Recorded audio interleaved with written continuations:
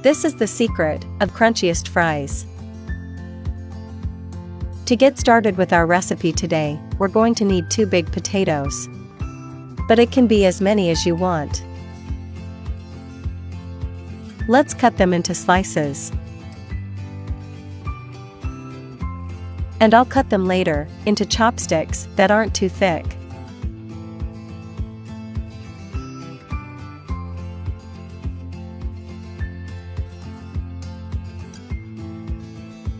Next, we will pass all the cut potatoes to a bowl, and we will add 3 tablespoons of vinegar. White vinegar will help us make the potatoes crispier.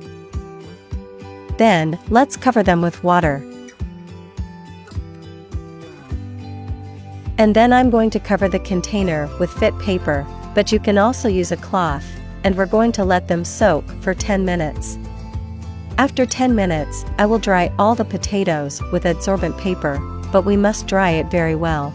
Before I forget, tell me which country or city you look at us to send you a special greeting in the next recipe. The greeting in today's recipe is for Mani Saha from Bangladesh, also for Shelly Ivy from Michigan, USA, and Virgie Bautista from Philippines. Thank you for always seeing and enjoying our recipes.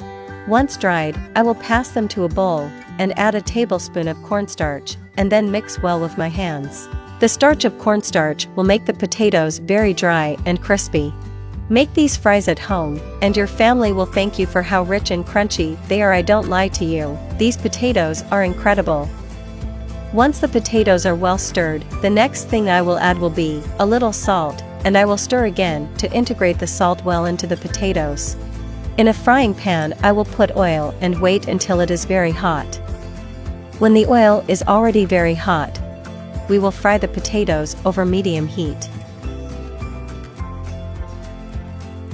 After we see that they are cooking, let's separate them a little. And let it cook until golden brown. And voila, our fries are ready.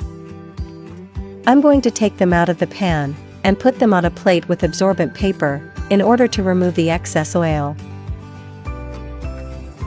Look how delicious and crunchy they have been. You can accompany them with your favorite sauce. Thank you for seeing this recipe to the end. I hope you liked the result. I would like to know if it is the first time that you see one of my recipes.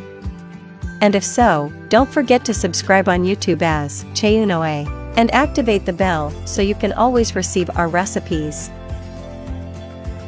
A hug and see you in the next recipe.